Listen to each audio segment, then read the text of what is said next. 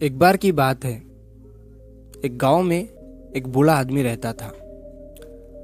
वो बूढ़ा आदमी अपने बेटे से बहुत परेशान था, क्योंकि उसका बेटा बहुत ही नालायक था, कामचोर था। वो कोई काम नहीं करता था और बस गांव में इधर से उधर घूमा करता था। तो एक दिन उस बूढ़े आदमी ने अपने बेटे को सबक सिखाने का सोचा। उसने अपने बेटे को अपने पास बुलाया और उससे कहा कि बेटा, घर के अंदर अलमारी में एक घड़ी रखी हुई है, तुम उसे निकाल कर लाओ। लड़का घर के अंदर गया और उस घड़ी को बाहर निकाल कर लाया। फिर उसके पिता ने उससे कहा कि अब तुम एक काम करो, इस घड़ी को अपने साथ बाजार में लेकर जाओ और जितने लोग भी तुम्हें मिलेंगे सबसे तुम इस घड़ी की कीमत पूछ कर आना। अब वो लड़का उस घड़ी को लेकर बाजार में चला गया। उसने बाजार में सभी लोगों से उस घड़ी की कीमत पूछी। किसी ने उस घड़ी की कीमत 500 बताई, किसी ने 1000, तो किसी ने 800। सभी लोगों ने उस लड़के को उस घड़ी की कीमत अलग अलग बताई और कई लोगों ने एक जैसी। वो लड़का अपने पिता के पास वापस आया और उसने उनसे कहा कि पिताजी, सभी लोगों ने इस घड़ी की कीमत अपने हिसाब से बताई। किसी ने 500, किसी ने 1000, तो किसी ने 800। अब उस बूढ़े आदमी ने अपने बेटे से कहा कि बेटा ठीक है, घड़ी को तुम अलमारी में रख दो और जाओ।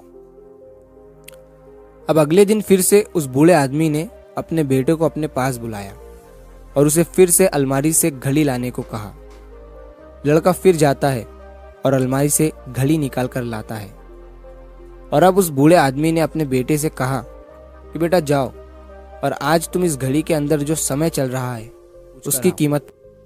लड़के को समझ नहीं आ रहा था कि उसके पिताजी उससे क्या करवाना चाह रहे हैं। वो दुखी मन से फिर से घड़ी को लेकर बाजार में चला जाता है और सभी लोगों से उस घड़ी के अंदर जो समय चल रहा था उसकी कीमत पूछता है। लोगों को लगता है कि इस लड़के की मानसिक स्थिति ठीक नहीं है। कल ये घड़ी की कीमत पूछने आया था और आज समय की। बहुत से लोगों ने उसे भगा दिया और कुछ लोग उस पर हंसने लगे। अब लड़का परेशान हो जाता है और सोचता है कि ये मेरे साथ क्या हो रहा है। तभी वो आखिरी बार एक बूढ़े आदमी की दुकान पर जाता है। वो बूढ़ा आदमी बहुत व्यस्त था। वो लड़के का सवाल सुनते ही समझ गया कि लड़का उससे क्या पूछना चाह रहा है। उस बूढ़े आदमी ने अपना कुछ समय निकालकर लड़के से कहा, बेटा, ये जो समय है ना, जिसकी तुम कीमत पूछ रहे हो, इसकी कोई कीमत नहीं लगा सकता है। तुम करोड़ों रुपए देकर भी अपनी जिंदगी का एक सेकंड वापस नहीं ला सकते हो। इसीलिए इस टाइम का सही उपयोग करो। टाइम की एक अच्छी बात है और एक बुरी बात है। बुरी बात यह है कि टाइम गुजर जाता है और अच्छी बात यह है कि तुम उसे किन चीजों में गुजारते हो, ये तुम्हारे हाथ में होता है। सभी के पास दिन में 24 घंटे होते हैं, अमीर के पास भी और गरीब के पास भी। बस ये तुम्हारे हाथ में है कि तुम उस टाइम से क्या नया कर सकते हो। तो अपने एक एक पल का हिसाब रखो कि तुम उन्हें किन चीजों में उड़ा रहे हो।